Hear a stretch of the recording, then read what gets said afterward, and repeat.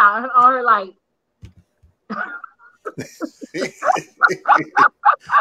I'm still hurt. Don't get it twisted. Right. I'm definitely still hurt.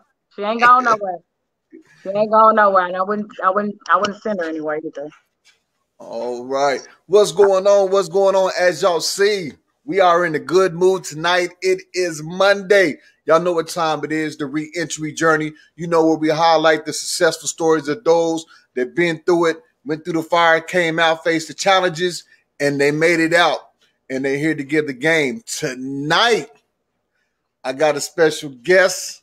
You know, I be looking for my guests, man. I be checking everywhere, and I found this person, and that read about what they was doing, and got to get the insight on their story. And I'm glad that they're on tonight. Tonight, our guest is Miss Tracy Stanton. Please introduce yourself. Hello, everyone. I am the energetic, exceptional Tracy Stanton. I don't know how far you want me to go with an introduction, but I do a lot of talking. So, so yes, I am Tracy Stanton. I navigate through a lot of spaces. All right. So, what is it that you do right now? For the people that don't know, what is it that you're into right now? Okay, so currently I am a bail disruptor with the Bail Project, which is an organization that provides bail assistance, and some of my people are trying to get requested into the group right now. Yeah, so I'll just I get them. Okay, yeah, I get them. So yeah, I'm Tracy Stanton. I work at the Bail Project, which is a nationwide organization that provides bail assistance for people while they're held in pretrial detention. So not only do we provide bail assistance, the only thing that we ask for them is that they return to court, right? We also provide them with rides to and from court text reminders, and we also connect them to whatever resources that they need to improve the overall quality of their life. So we don't just post their bond and leave them there. We have a community support model where we support them in every area or avenue, whether that be mental health, whether that be substance use, whether that be housing, employment, you know what I mean? And we walk with them through their case until the completion. And even after that, if they need us, it's more like a family affair because these are my people. They're not just my clients. So that's what I do, full-time job, full-time employment. Thank God for that. I'm also a lead organizer with Expo, which is ex-incarcerated people organizing. We are a group of formerly incarcerated people, and we battle issues concerning formerly and currently incarcerated people. We basically combat all forms of structural discrimination and oppression when it comes to formerly and currently incarcerated people, and we just want to ensure that we restore the rights and the lives of formerly incarcerated people to full citizenship, right? So whatever that looks like, whether that be through policy, whether that be through protocols, procedures, whether that be through the injustices that are going down like currently right now at the Justice Center or at transitional homes, any place a formerly incarcerated person is at where they're not receiving the treatment that they should be, we there. And so that's I'm also on the board of Center for Women in Transition, which is a transitional house that houses women that are coming back from incarceration. That could be prison, that could be jail. That's actually the same transitional house that I had the fortune of coming to when I came home from prison in 2017. So I stayed there for a year. After that, they felt like I would be a good asset, as I am a great asset in any environment that I'm in. Then I was able to join that board. I also am a program facilitator with the Institute for Peace and Justice, which is I know, right? So anyway, which is an organization that actually facilitates classes for women that are going through the same stage of change that I went through. So this class actually helps them to solve their situations taking a different approach, to actually work through problem solving, to respond and not just react, and to be able to be assertive and not just aggressive or passive aggressive. So it's just really taking those different steps and stages of change when you're going to solve a problem to think about the best possible outcome for you. Also, while voicing your inner experiences and your inner thoughts, so that you can be heard, right? So a lot of times we're passive in some sense, or we're aggressive. It's hard for us to have that even middle, that assertiveness where I can just profess my truth to you without disrespecting you. So that's what we do with that. And then I also do some mass incarceration presentations with another organization. I'm also a poet. So that is one of my, I'm poet name is T Spirit. So I use my poetry to advocate. I use my poetry to minister. I use my poetry to heal. I use my poetry for transparency, for healing of myself, but also for healing of my community. So those are some of the things. I'm in school at St. Louis University. I'm also I'm a student, and I also am currently taking a coaching and science well-being class, which is very, very extensive. And so all of these things are just for the betterment of myself, but really for the betterment of my community, so that I can be the best asset possible to my people. That's what I do. So and how? I'm a published author, published writer, about to be a published author. Book will be dropping March 28th. Okay. So what put you on the road to get involved with all these organizations dealing with incarcerated and formerly incarcerated individuals? So when I came home from prison in 2017, also I still can't, it's not going live on your page for my things. But anyway, so I don't know if you accepted me or not. So are you in the group? I am. Yeah, it should be going live in the group. Someone commented already. So they love your mission. Oh, thank you. So, well, I guess I'll just keep going. So anyway, so when I came home from well, let's start prior to me going to prison, right? You know how we all have these innate abilities, right? And we all have these things that are just in our being. You understand what I'm saying? And sometimes life suffocates those things, right? Your experiences with life and things of that nature, sometimes they suffocate those things. And I would say that I've always had a love for the community. I've always had a love for my people. I've always had this spirit that just was able to captivate people, was able to make people comfortable with me. You know what I mean? To express their truth. So I've always had that. However, I had so much trauma on the inside of me, low self-esteem, didn't like my complexion, was molested, was abused, the family dynamic was crazy, all of those certain type of things, always seeking outside of myself for some gratification, for love and nurturance that I didn't have, within inside of myself. So I've had that prior to getting involved in drugs, prior to me going to prison. So when I came home, I knew that I had to use my gifts now that I was free from active addiction, right? Because I had started using at 12. I did not stop until I went to prison. There was no, so it just escalated. At 12 years old, it started with marijuana. At 12 years old, it started with sex. It started with alcohol, right? And then it just progressed over the years. So anything outside of myself that could make me feel good and take me away from reality, that's what I got involved in.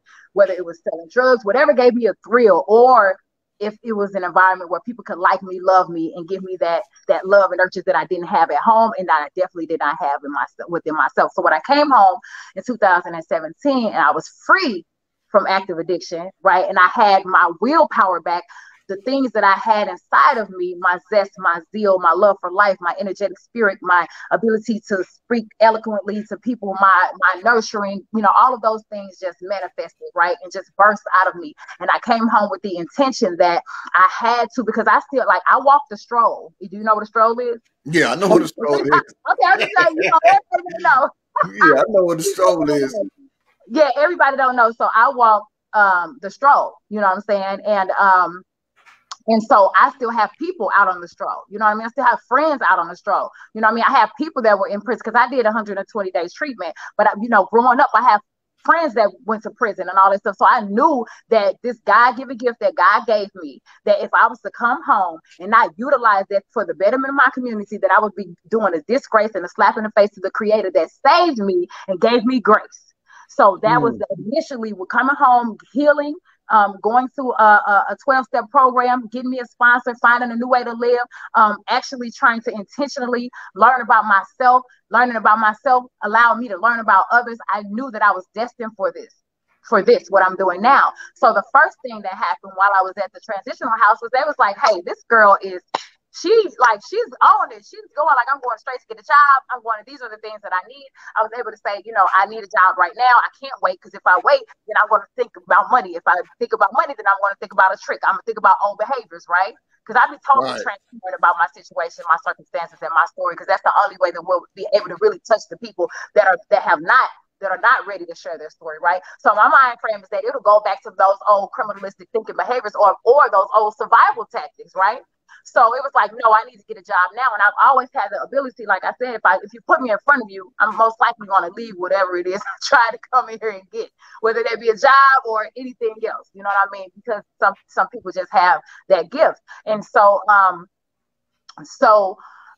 being at that transition house and having that year-long time to really focus on myself, go to another treatment outside of community-based treatment where there were people that were addicts like me that were doing great things in the community, that had degrees, that were, you know, counselors and all of that. I'm like, oh, if they can do it, I can do it too. I've always had this determination. It was just, you know, navigated or focused on the wrong things, right? So, yeah. And so how important was it to see that when you got out of treatment, when you got out of prison, and you started going to these outpatient treatments, that you were seeing people that was addicts just like you, but they was doing something positive and doing something great? How important was it to see that? Let me tell you something, and that's we're talking about in the addict field, or we're talking about growing up in the home, right? Right. Your social interaction, the process of socialization, right? Who you can become based off of what somebody else is, right? That was the key factor. The identification, what you're doing right now, right? By having these different testimonies and these stories of people that have success, it just gives you ability to know that if they can do it, I can do it. And then I'm not alone in the struggle. I'm not alone with my thinking. I'm not alone with my fear. I'm not alone with my shame. I'm not alone with my guilt. You know, it gives you just a sense of solace and a sense of camaraderie and a sense of community. Like, if they can do it, I can do it. You understand what I'm saying? So it's just that relatable experience that you have when you're able to connect with somebody on a soul level and not even have to say one word, right? Not even have to say one word, just by knowing like that, I can reach that level of peace, serenity. You know what I'm saying? I can reach that level of spiritual aptitude. I can have those things because, you know, if it's somebody outside who has never been at the bottom, who don't know the grind, who don't know the struggle, who don't know what it is to feel like you're going to die, who don't know what it is to want to die, you understand what I'm saying? Then it's very hard for you to tell me how and what it is that I need to be and should be doing, you know what I'm saying? Or how to make it through. So having that person that can talk about the bad days, the degradation, the solitude, the fear, the anguish, you know what I mean, of active addiction, the anguish of being in prison, you know, what that does to you psychologically, the feelings of inferiority, the feelings of not feeling enough. You know, when you are able to tap into somebody like that's a spiritual, that's on a whole different plane. That's not on a material plane. That's on a spiritual plane. You understand what I'm saying? That you're able to really connect, and it just gives you a sense of hope. A hope like I can do it, you can do it. You know what I'm saying? Like they can do it, I can do it. And so like it was imperative that I was able to be in that vicinity, in that environment with those people. Exactly. So you go to prison. 120 treatment. 120 treatment. You walk into the 120 treatment your first day, they tell you, you know, you got to do an image buster. Yeah. Yeah.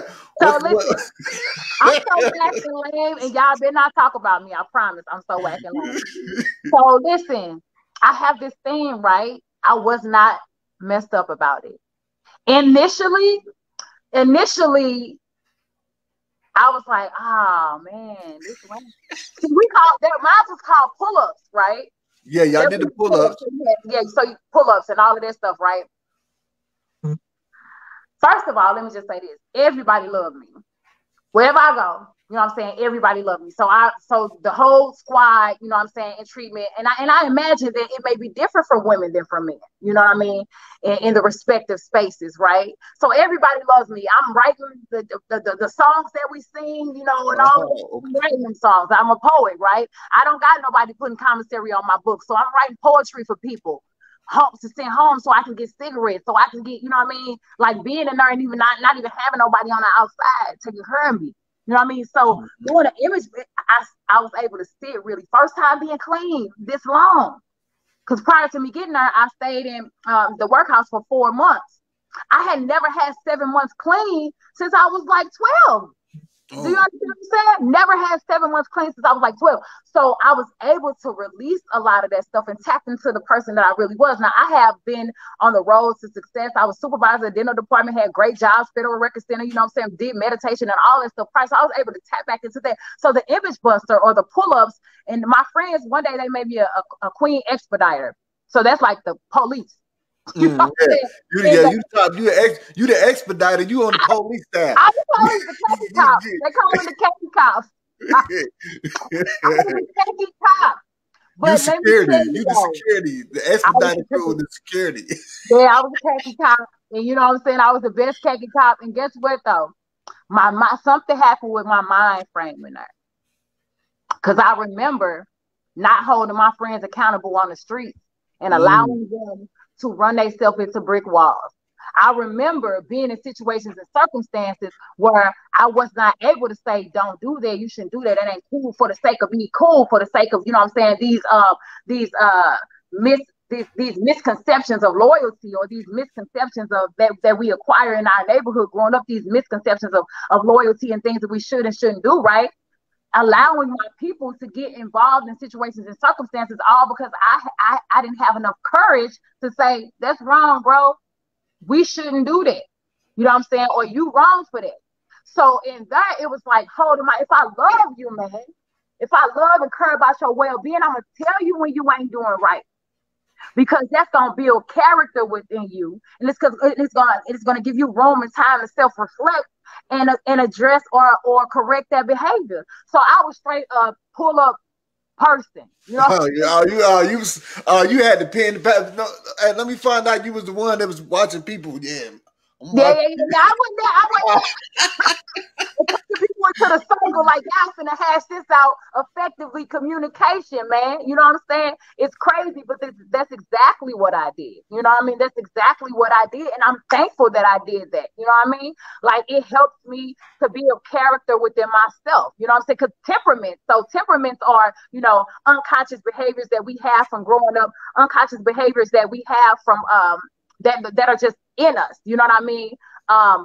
But character is something that the core values that we choose to have, right? Some temperaments are based off of your lived experience, you know what I'm saying, your genetics, you know, all of these things that create who you are, right? They're unconscious behaviors, you know, but your character, you build these things. These are things that you choose to be part of your core existence, right? And so I started choosing to be a person that was holding people accountable. Like, I take honesty seriously. Like, I take vulnerability seriously. Like, I take your well-being seriously. I take effective communication seriously when I'm not operating out of a place of trauma, right? When I'm in my logical thinking, I'm not allowing my emotional brain to take over, because I'm not all the way healed. We're talking about 35 years and layers of trauma that I'm trying to, you know, shed, and layers that I'm trying to shed, right? So I'm not always perfect at it, but I am 100% not where I used to be, but that takes work. That takes knowledge, you know, knowledge acquisition. That takes reading. That takes involving a relationship. That takes having those conversations with people that are not on that level. You know what I'm saying? That challenge you to really profess what it is that you're trying to learn and trying to be. You know what I mean? And then that class, the solving our situations class, I was in that class for that while I was in the transitional house, and I done so well in that class that they asked me to become a paid facilitator of that class. I took that to heart, because with me in my life, I was always either passive, because I want you to like me, love me, you know, don't leave me, or I was aggressive because I didn't know how to say, hey, you hurt my feelings, because nobody ever taught me that. Right. So it was no in between. It was no, hey, let's have let's sit down and have a communicable conversation about, you know, the issue that I'm having right now. And that's what that class taught me. So going into that class and steadily teaching it, because, you know, teaching is the best learning strategy, right? When we learn something to teach someone else, teaching is the best learning strategy, because if you are anything like me or like yourself, you care about someone else, sometimes even more so than you care about your own knowledge. You like, I want to make sure that they got it. So you're going to make sure that it's embedded in you. So constantly going through that, it allowed me the courage, the ability, the capability to really have conversations, those uncomfortable conversations. You know what I mean? Mm-hmm. So doing a pull-up was, now it's like, hey, let's have this conversation about the way that you acted yesterday. You know what I mean? Or, hey, I don't think that that's really how you feel. Could you just tell me, what you really mean? Did I hurt your feelings? Or, what I'm saying? Or, I mean, even myself, sometimes when it's uncomfortable for me to say, hey, I really don't appreciate the way you talk to me. Or when it's time for me to apologize. You know what I mean? Those uncomfortable, vulnerable, not so touchy moments, but the growth that you get afterwards is so rewarding, and the weight that's lifted off of your chest. You know what I'm saying? When you're able to express your truth, it's so rewarding. It's so 100. Like, it's a freeing feeling, right? And I didn't always have that. So, yeah. So for those of you who don't know or had never been in the treatment, I went to a 120 treatment. I had to do a 180 treatment. But for those of you who haven't been to a treatment and don't know what a pull-up is if you seeing somebody doing something wrong, you have to pull them. For us to be in the treatment, it's like you got to pull them up. Basically, what you're doing is holding someone accountable for breaking the rules inside of the treatment. Someone's gonna inside of the treatment, you're gonna get pulled up. You're gonna have to write some pull-ups. One thing I liked about the treatment was, though, that you also got push-ups. Did y'all have push-ups? Yes, we had push-ups. Yeah. I'm definitely a push-up person all day. I'm definitely a push-up person all day. So, yes, I love, pouring into my people. So I love giving them they flowers when they alive. Like, girl, you fly, girl, you did good. All of that. Yes, so that's my purpose in life is just my mission and my purpose in life is just, I want every interaction. I want people to leave with me differently. I want their vibrations to be raised. I want them to be in a different mode. Like, I want them to feel comfortable with themselves or comfortable with me. That's my sole purpose in every single conversation or interaction that I have with people. Because people talk about all the time how they not concerned with, I don't care what you think about me, woo, woo, woo. And I'm not saying I don't care what you think about me to the point where it's going to affect what I think about myself, but I do care what people think about me. I want you to leave with a light. You know what I'm saying? I want you to leave differently when you leave out of my vicinity. You know what I'm saying? When you leave out of my perimeter, when you leave out of an interaction with me, I want you to leave different. I want to leave an imprint on your soul and your spirit. Like, push-ups, that's what we doing all day. You know what I mean? In every single space. So, yes, I love giving the push-ups just as much as, the pull-ups. And yeah, I think the push-ups is important because a lot of times we come from an environment where we don't get acknowledgement for, small things that we may have done, and we don't get that acknowledgement of it from nobody. Nobody's there to say, you know what, you did a good job. I like the way you did that. Or, you know what I'm saying, you did it. That was a nice thing you did over there. So the push-ups, they really play a big factor, especially when you come in and dealing with addiction and you come into a treatment, like I said, and you ain't never really been acknowledged by something. So to be all, Mr. Sims, I got a push-up for you I just been watching you for over the past week, and you been, you got good energy. You've been uplifting. I want to just push you up for that. That means a lot to someone who's never really been acknowledged, going through, like, they've been put down through their whole life, or the environment that they have been in. That type of thing, that type of stuff don't even happen. So you're in the treatment. First time you've been 7 months clean. During this first period of your clean time and in treatment, did you have to go back and take a look at we like to call it the point of interruption. Something happened, like you say, you was 12 years old, and something happened to where it caused a pattern of behavior that led you to prison, and into other things, led you into drugs, led you in the streets. Something happened. So during that time in prison, did you, like with me, I had to go back to the point, and my point of interruption was me finding out that my mother was on crack. And Christmas, and we just didn't have, everything, we just went downhill. Even though we didn't have enough growing up, but we was content. But finding out that my mom was on crack, and I'm like, just gave a F the world attitude. I'm in the streets now, like whatever. So I had to go back to that point when I was in prison and really face that, you know what I'm saying, looking in the mirror or laying back on the bunk, looking at the cell, at the walls, crying, and revisiting that and get over that in order for me to move forward. Did you have to go back to your point of interruption while you was going to the treatment? And now that you're sober and now you got to really face life on life terms? You know what? I would say that I was aware of my point of interruption prior to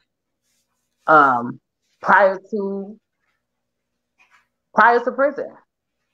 I was aware of my need for validation, my need for toxic relationships, my need for attention. You know what I mean? My need for escape. I just didn't know how to stop at that time. You know what I mean? But I know at 12 years old, you know what I'm saying? First of all, at 7 years old, I witnessed the death of my brother. At 9 years old, we were homeless. At 10 years old, my mother was deceased. You know what I mean? And then I got molested. And then at 12 years old, I started being promiscuous and I started smoking weed and I started doing drugs. But all of this time while being in gifted schools. You know what I'm saying? All this time while being in gifted schools. So I was aware of my pattern, even sometimes going down the road with like, I'm going to stop today.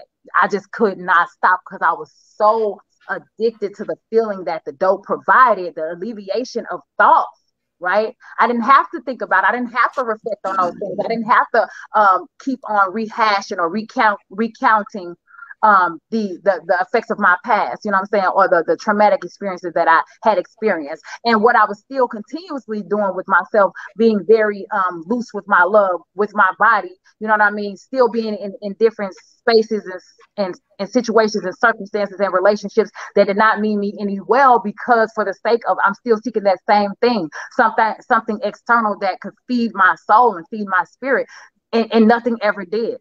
Right. But the dope gave me a sense of escape and a sense of solace where I didn't have to, you know what I'm saying, stay in that place until the dope was gone. Right. And then it was right back to the dope. You understand what I'm saying? So when I got into treatment, it was like, by that time I had 4 months clean. And for some reason this time, because I cycled in and out of the workhouse 4 times in 2016. So I would go in and I would get out and I would say, I'm done. And every time, I promise, I had the strongest desire. I knew I was done every single time. Like, I'm done this time. You know what I'm saying? I'm in there reading the Bible. You know what I'm saying? I'm in there, you know, working out. I'm in there. I'm the only ones at the, you know, on the elliptical machine, reading the Bible. You know what I'm saying? Going to the Muslim church, the regular church. You getting all the religion. Same my soul. And I'm talking about, as soon as I got out, I went right to the West Side. And why do you think that? Why do you think that? What I realized is that I wasn't just going to the West Side for the dope. I was going to the West Side for the companionship, for the relationships, because I knew that's where my people was, right, wrong, or indifferent, healthy or unhealthy. They was gonna welcome me. They was gonna smile when I got there. They was gonna have one ready for me. You know what I mean? I knew that when I go down the street, I'm gonna see Mama Joe on the porch. I'm gonna see, you know, Lil Pookie them or whatever in the cut. You know what I mean? This is my neighborhood. This is that family that I didn't ever have. That family dynamic, that nurturing and that internal connection that I was missing. That's what people don't understand when we talk about, you know, people that are outside homeless and they don't want to, you know, navigate, or people that are, you know, involved in gangs and crime. This is the gangs. This is the family unit, right? This is a family dynamic that they have created because they were lacking that at home. So I would navigate right back to those spaces so I can get that same comfort. But when I was able to get free for like 4 months and then go into treatment, I'm telling you, this time I knew. But what I had done by that time was able to reflect on myself so much that I was done manipulating myself. I knew that if I needed to do that, in order for me to do something different, I had to do something different. I could not go back to the West Side.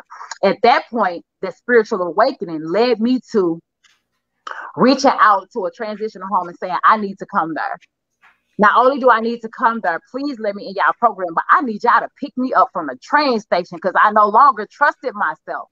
I had enough self-awareness, and like you said, that reflection. So sitting back reflecting, I was able to reflect on not exactly the point of interruption, because I remember that, right? But I was able to reflect on why did I keep on cycling through that same cycle of addiction, pain, agony, and what was it? What was I seeking? You know what I mean? Why was I putting myself in all these dangerous situations, hopping in and out of cars, walking in the middle of the night from one part of the town to the other part of town? Why was I doing this? Right. And so that's what I would say my reflection time really based on, and what do I need from myself to not do it again? You know what I mean? Like, what do I need? And so I was able to set out, like, write out literally the woman that I wanted to be, not just the things that I wanted to acquire. When I started writing down my manifestation, I started writing down spiritual principles that I wanted to have. I wanted to be virtuous. I wanted to be, you know what I'm saying? I wanted to have character. I wanted to be honest. I wanted to be respectful. I wanted, like, these things. I wanted to be affirmed. You know what I mean? Like, I want to have these are the attributes that I want to have. I wrote out my goal sheet too, like find a sponsor. You know what I'm saying? Because my father had 24 years clean and was a member of the 12-step program, very successful. You know what I mean? And so it was like, not only did I look for those material things, I looked for those internal things that I wanted to aspire to be. And so when I came home and I had the space, the therapy, the community treatment, and they listened to me about what it was that I needed to succeed. I basically took off. Everybody doesn't have was not as fortunate as I was to be able to come home to an environment like that. And I had a couple of organizations working together. They were like, well, you got a case manager. I told them what I needed. No, because I need this from this organization. I need this from this organization. So I need for you all to build a relationship. I'm that type of person that I'm able to communicate with what it is that I need. Sometimes, you know what I'm saying? Majority of the times, unless because I'm not perfect, unless we're talking about some of those interpersonal relationships, sometimes it gets a little, a little tricky. We're still working in those areas, you know what I mean? Right. We're working in those areas. But so why is it important to be able to communicate what you need once you get out? Because a lot of people, they know what they need, but they don't really step up and say nothing. And so what happens is, without them saying nothing, the people don't know what they need, and then they just fall by the wayside. And that's it. Because, a lot of times navigating these spaces, and dealing with these organizations, if we're talking about like reentry organizations, they have these clinicians, and don't get me wrong, I appreciate the work, you know what I mean? But they have these clinical, answers about what they think you need, you know what I'm saying? And although some of those things may be true, it's based off research. So I'm definitely not trying to dismiss or negate what it is that they have. But you have to be able to say what it is that you need, because only you know you. Now, other people are able to look outside of you and see some parts of you that you can't see. But the base and the grounding of it, you have to be able to communicate with them what it is that you need, or else you'll be lacking in some areas. You'll be stagnant in some areas because you don't have that you need. You know what I mean? Whether that be, I need to have the ability to have relationships, or I need to restore the relationship with my mother. You know what I mean? Maybe if you had a messed up family dynamic, that part of you not being able to have that, to restore that relationship with your mother, is holding you back so much internally that you can't be free from that, right? But only you know that. If you don't talk about like, hey, I need to start building a relationship with my kids, because even though you're navigating, yes, you have to do this for you, you still have that shame and guilt that goes along with you not being there for them. You know what I mean? Even as far as, hey, getting a job. This apartment that I live in right now, they said they don't take people with felony convictions. I wanted the apartment, so I knew that prior to coming here. So what I did was I got letters from all of the organizations that I was affiliated with. I had the confidence. I was prepared to come and tell the man, I know what you said, but look, that's who I was. This is who I am. I got this money. I also have the money to pay in advance. You know what I mean? Because I had the confidence, but everybody doesn't have that. You know what I mean? Everybody, and people don't understand. Confidence has to be learned. Confidence has to be taught. You know what I'm saying? Everybody doesn't have that. They have it in them somewhere. But if you were never taught how to communicate effectively, how to say, hey, I need this, then your voice is going to be stifled. It's something that's foreign to you. So how are you going to pick up on something or grasp something if it's foreign to you? You understand what I'm saying? So Yeah, it's a learned behavior, but it's imperative, it's necessary. Like it's almost 100%. You have to be able to say what it is you want out of life in order to get what it is that you want out of life. But first of all, you have to know. You know what I'm saying? You have to know. So that means that's some time for self-reflection. That's some time for self-actualization. That's some time for you to sit back and say, what is it that I want out of life? But what is it that I need out of life? Mm-hmm. You Right. know? Yeah, And that could take a long time for you to be able to really find that out. Right. So you was talking about how you was going in and out the workhouse. Yeah. You know, and you was getting your spirituality up. You was getting your workout on, but you was going out and right back to the west side. But Yeah. you said with the treatment, you started writing down goals, started writing down what you wanted to be like and what you wanted your life to be like and the person you wanted to be when you got released. So you was actually preparing yourself this time for your release, and you was able to say, this is what I got to do soon as I get released. Like, I'm gonna need this. Y'all got to come pick me up. Let me get in here because any half second late, I'm going to be back on the west side. Half second late. So half second late, I'm on the west side. Right. You know what I'm saying? So we know a lot of people. There's a lot of people locked up that say they ready to get out. That's how I was. I went to prison. Oh man, I was ready to get out. I get out and get right back into it.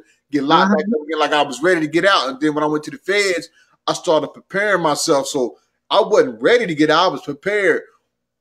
Why is it?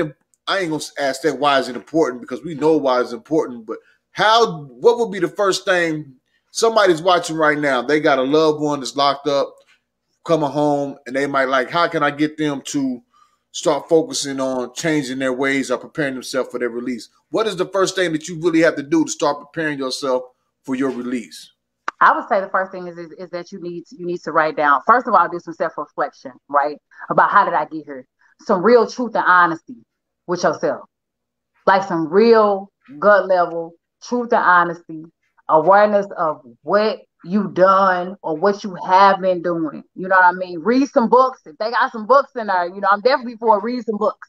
You know what I mean? But I would say you have to do some self-evaluation. You know what I mean? You have to do some self-evaluation first to try to figure out how did I get here? What led me here? You know what I'm saying? And then what's going to lead me out? And then do that same thing in that list. You know what I'm saying? What is it that you want out of life? You know what I mean? What type of person do you want to be? I'm talking about core values do you want to have that you feel like you were missing when you was out there engaged in whatever it is that you was engaged in. So, because a lot of times, we just think about materialistic things when we get out, but if you don't have those core values set straight and stern and firm, it's likely that the materialistic stuff is gonna go. Because if you anything like me, when you out here hustling, materialistic stuff ain't nothing. You got to get the gap. You can get that, it ain't nothing, right? But how you gonna keep it? How you gonna keep it, right? It's based on who you are as an individual internally. So I would say really read, do some self-reflection, and do some preparation, and also find out somebody that has reached out to someone that has walked your shoes, that has already navigated through this space. You know what I mean? Whether it be some organizations, some personal people that do not try to do it alone, because self-sufficiency is a lie when we're talking about this arena, right? When we're talking about this arena, self-sufficiency is a lie, because a lot of us has grown up with the mindset that I can do it, I don't need nobody, I don't need no help, and that's just not true. Especially if this is foreign to us. If you're navigating in a space that you've never been, it's just like you walking through a house, right? You're a blind person walking through a house. You don't know the curves and corner. They just tell you go from here.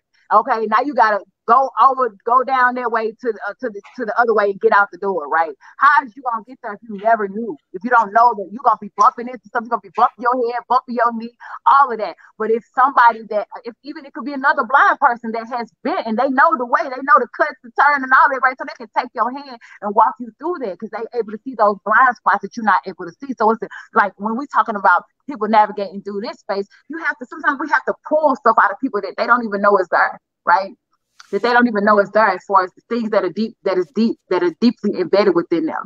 Whether they, like we talk about pull-ups, their attributes, you know what I'm saying? Because giving a person a compliment that has came from the life that we have came from, right, is such a magical, you know what I'm saying, empowering thing, right? Giving somebody a role and a responsibility. And we're talking about a 12-step program, like learning to have a commitment. You know what I mean? Making a coffee pot, because you know every week I get there, I'm gonna be the one that's making the coffee, and they're gonna be looking for me to make the coffee. You know, it's as simple as that, like building community. You know, coming out. Don't try to do it alone, man. Find somebody that faced your dilemma and found a way out. Get connected to stay protected. You know what I'm saying? Period. Like that. Those are the things that's imperative that I think is detrimental. You know what I mean? That is necessary 100%, period, point blank, in order for you to be successful. And that could be even in life, period. Relationships, man. We need relationships. We build off relationships. We grow from relationships. That we obtain knowledge from relationships. You know what I'm saying? Whether it be a relationship with a book, right? Because a human being wrote that book. You know, even if you don't have a personal direct relationship, you can be reading a book and the energy and the words that they wrote, and you can feel them so powerful that it will make you cry and shiver and shake. That's some powerful, esoteric type of energy that's being transferred. So the transference of energy is amazing. You know, just for me saying, hey, mommy, hey, little mom, you look good today, go to another woman. Like, she on 10 now, she on 20. You know what I'm saying? Look at that black man in the store and say, I see you, black man, keep doing what you're doing. You know, something just as simple as that. Right. True indeed. So, you make these transitions, you get out, you know what, you make these transitions. Was there any obstacles that you had to maneuver around and face, even though you knew what you was going to get out to do, you got yourself in a position to succeed, but in that position and taking that journey, what was the obstacles that you may have ran across during this time? Now that you're out, my own internal obstacles, and I'm telling you, like, my story and road to success. I've been very blessed. You know what I'm saying? I came home, I went straight and got the job. You know what I mean? Even though it was as a server, I came home on October the 11th. I got a job October the 19th. They told me, the people at the transition house told me, don't get a job for 30 days. I told them, what? Yeah, because, you know, with women in recovery and women that have been, you know, prostituting themselves and things like, they want to give you time to get settled, to get healed. Don't move too fast, right? So I told them, ma'am, if I don't get a job, I'm going to get a trick. I still got a trick when I got a job. So when I say my internal battles, the things that I had to battle with were on my own internal things, right? Them old behaviors, right? Because I still got a trick. Why did I still get a trick? Because I still didn't have that love and nurturing and self-love and care for myself, right? Because I still didn't have 100% dependency on the God of my understanding will provide, because I was still lacking faith and trust in those areas, because I was still lacking love for me, because that attention still got me high. The outside attention. So the battles that I had to face were primarily battles that I had to face within myself. After I got my first job, you know, I became a captain at the job. You know what I'm saying? And then I got another job at St. Louis University, and then I got another job at the place that I'm working at now. I started facilitating classes. I was going to NA meetings. I was catching a bus. I got a car from my old trip. Was paying him his car note fees. It was those type of behaviors that I had to battle with. Like, wait, these don't align with the woman that you said you wanted to be. But I was still dealing with, now I didn't have no dope to put on top of all the, you know, those feelings of inferiority, the low self-esteem, the low self-worth, you know what I'm saying, the low self-value. Like, it's so crazy how just the duality of life, right? How 1 minute you could be so full of assured of yourself, and the next minute you can have these feelings of self-defeat and doubt and, you know, of despair or lack of self-value that can just creep in and overshadow everything, you know, in a given second, if you're not able to regulate your thoughts. You know what I'm saying? If you don't have the power or the tools to overcome those self-defeating thoughts and behaviors. So majority of my battles were internal that I had to face, you know, feeling like I'm good enough, feeling like I deserve to be in the room with these board members, $1 million people, you know what I'm saying, making sure that I'm trying to study the whole dictionary because I want to sound educated, you know, these type of things, trying to measure up to what I think society says I should be. Do I really belong in these spaces? Can I really do the poetry? I think they're better than me. Comparisons, like all of my battles that I had to face that I'm still, you know what I'm saying, crushing every day, you know what I'm saying, was those internal battles that I had within myself, those feelings of inferiority, you know what I'm saying, of shame and guilt, measuring up. Do I belong in these spaces? Tracy, they invited you because you're supposed to be here. You're talking on this platform. Did I articulate effectively? You know, did I say the right things? Did I say the right words? Study the vocabulary, trying to reach this measurement of perfection that is just false. And all the time, the real value isn't being myself. You understand? So the real value isn't being yourself, but me being this person, I'm still, at times, I have to reflect. I'm still little Tracy that was fat, that was dark skinned, that everybody talked about, that nobody, that wore the dirty clothes, that everybody in school brought her the bag of hygiene. You know what I'm saying? Like, I was her for 35 years. Even when the world was saying you're such this beautiful lady, even when I shed the weight, even when, all of those things, but still, to me, on the inside, I was still that person. So coming home, it was really me battling. I had just made a post that said, combating oppression is not just external, it's internal as well. You know what I mean? We combating systems of oppression every day, but we combating our own personal thoughts of oppression, and suppression and repression with ourselves every day, battling against who we were, who we want to be, and who we are. Those inner struggles, when you're trying to resist certain parts of you, it's not until you welcome those parts of you that you can heal from them, that you can pay attention to them, that you can shine light on them, and then dig deeper and find out what causes this and what is the reality. Because this is not the reality. The reality is I'm a phenomenal speaker. The reality is I deserve to be in every space. Matter of fact, the reality is they should be blessed for being in my space. You know what I mean? Like, when we're talking about the evidence and the reality, not just what your limited beliefs and your thoughts and your mental backdrop and your schema is telling you based off of the previous life that you used to live. What is the reality now? The reality now is I'm successful, not just because of the accolades and the awards. I'm successful because I'm the person when people call me, when they know they loved one is being injustice. I'm the person that people call when their spirit is feeling down. You know what I mean? Because someone is at a bar and I don't even drink or smoke, but they say, hey, we ran into this ex-incarcerated person. Do you mind if I give them your number? Because those are the accolades. Those are the things that I'm most grateful for, crying in the middle of the night, like the people feel like their family is being injustice, and they call Tracy Stanton. You understand what I'm saying? How I used to be a person that was not dependable, not respectable. I stood outside on the corner selling my body for $10, $15, $20 at times. You know what I mean? To being this person now and to be able to be open and transparent and comfortable with saying that and not even caring about how anybody perceives that other than me, because the God of my understanding knows that I have to talk about it in order to heal the masses. Right. So, yeah, I told you I talk a lot. I'm passionate about this. So you go to one of your programs, you go into one of the programs and go in there and work tomorrow. Somebody just got out. What is the first thing you tell them? First thing I tell them, so they just got out, they just came home. The first thing in our conversations, I don't tell them anything. The first thing in our conversations is I ask them, how you doing? What's up? What you trying to do? You know what I'm saying? What's up? What you trying to do? We're going to make it happen. Like, I literally, what you trying to do? You know what I'm saying? I'm going to make it happen. And then within that, I instantly, immediately tell them about me. You know what I'm saying? Because it's something like that magnitude, I tell them about me. And then from that point on, because like I bail people out, they might not have been in. I bail people out of jail every day. Some of them, they could have been there for a week. Some of them could have been there for 2 years. You know what I'm saying? A lot of times it's Black men, you know what I mean? African-American men, if we're talking about the jail. When I'm at the Institute for Peace and Justice, the women transitioning back home, I do the same thing. The first thing that I do is introduce them to me, because see, when they see me, they don't know where I'm coming from. They see me as an authoritarian figure. When there's something that happens in the mental part, in a certain part of your brain where if you feel like it's an authoritative figure, there's certain parts of you that will be shut off, right? It won't allow you to be as comfortable, open, honest, vulnerable, you know what I'm saying, or receptive to that information.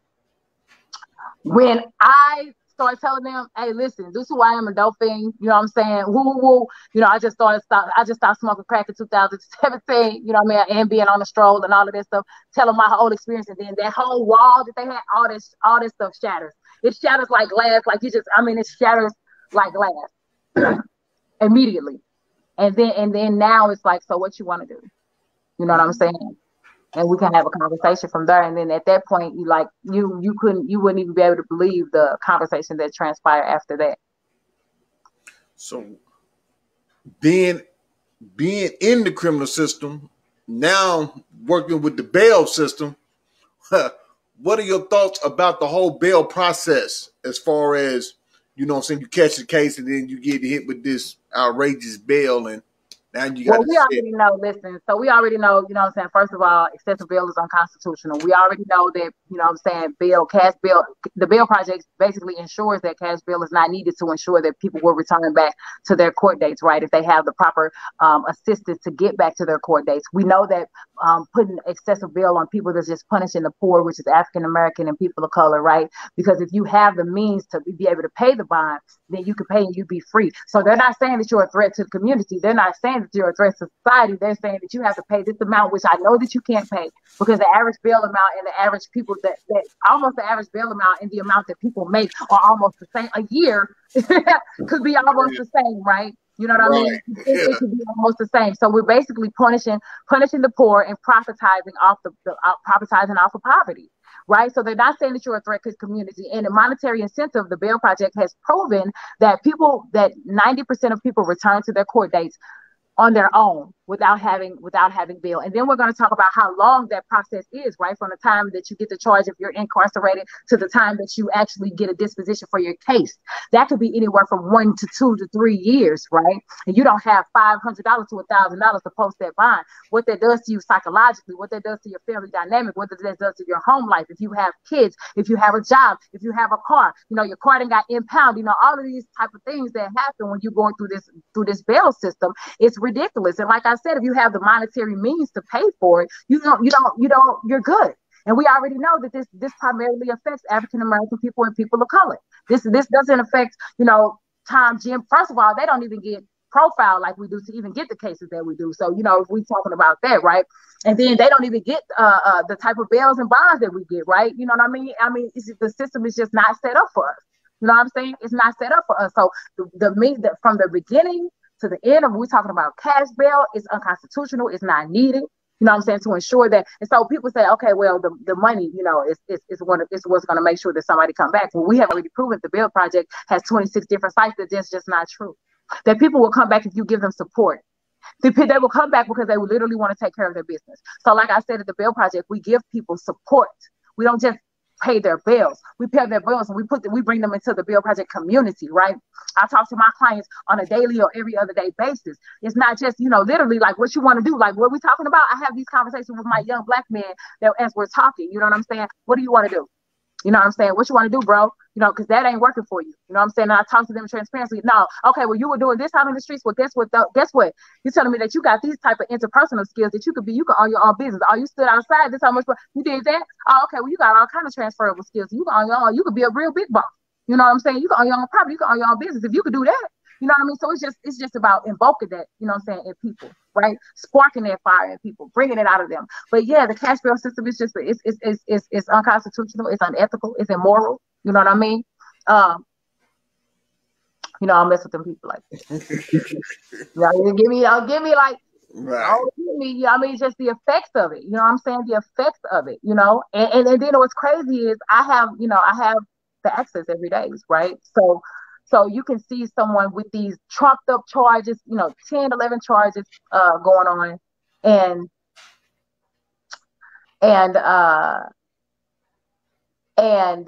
like 3 weeks, a month later, all charges, they get let go on a recon bond. So you just had them in a 3 months, even 6 months, you know, or the case is just dismissed. And then we already know that if you're detained, right, your likelihood or your likeness to plead out is going to be higher. So the dismissal rates of cases are extremely diverse if you're able to get free and address your case from the streets versus if you're incarcerated. Right.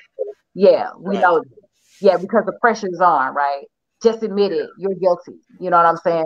I plead guilty. Just let me out. Or you gave me all of these charges, and I'm looking at all of these, the scare tactic, the fear that you have embedded in me, because I'm looking at all of these various charges, right?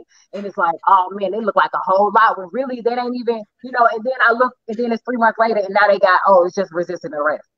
You know what I'm saying? You know, you drop all those charges. Yeah, that's how it works too. That's exactly how they get you. Yeah, that's how they get you. So, any final words that you would like to say for those just tuning in right now? You know. So for you all that's tuning in, you know what I'm saying, I just want to tell y'all, Incarcerated people, formerly incarcerated people, people in recovery, you know what I'm saying? The drunk, the alcoholic, the person that just battles depression, the person that has never been incarcerated, man. We all human. And as long as a person has a breath in their body, they have the ability to change, man. Just nurture them. Just love on them. I'm not saying, put yourself in a place for you to be used or, you know what I'm saying, or abused in any type of way or to say just be involved in any type of unhealthy relationship. I'm just saying love heals. You know what I'm saying? Love heals. Compassion heals. You know what I'm saying? Jails and prisons perpetuate more violence. You know what I mean? It could be a landing pad for someone to get reacclimated with themselves. However, we can have a landing pad without it being dehumanizing, without bars, without cells, right? And I also want to say, real equitable change and healing comes from healing inside out, right? So majority of times, and I'm not excluding what anybody has done, you know what I mean? But a majority of times hurt people. So in order to really get to the core of why these issues are happening, man, we got to start loving on our community. We have to start healing in the community, man, providing resources, the strain theory of deviance. You know what I mean? People act out because they are lacking, whether that be lacking material things and things, basic needs in life, or they're lacking love, they're lacking nutrients, they're lacking effective communication, they're lacking stable, sturdy relationships, man. Love heals.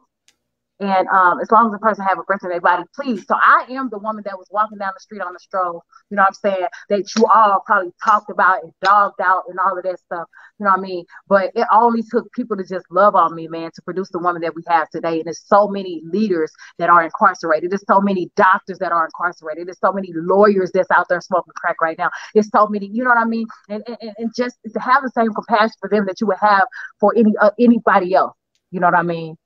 That's in our society or in our community. You understand what I'm saying? That is just trying to make it, man. They're just trying to survive and navigate through this thing that we call life the best way possible. And sometimes, you look for outside sources to soothe you because, we don't know what therapy is. We're not able to get, medication, dope, legalized dope, you know what I mean, in our neighborhood. So we get what's accessible to us.